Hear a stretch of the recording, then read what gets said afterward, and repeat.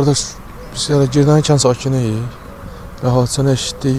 Bəs Xuda balığa gedib, tok vurub gedib rəhmətə. Getdik hadisə yerinə, uşağı ilə bir yerdə getmişdi. Hələ bizim kəndin uşaqlarının yarısı elə həmin yerə gedir də balıq tutmaya. İndi faciəvi şəkildə gedib rəhmətə. Həmişə balığa bizim həmişə balığa gedən bizim kənddə bundan demək olar ki, 3-cü cənazədə elə balığa gedəndə elə dəyib toka gedib rəhmətə. Faciəvi ölümündə Allah heç kimə göstərməsin. 3 dənə balası atasız qaldı.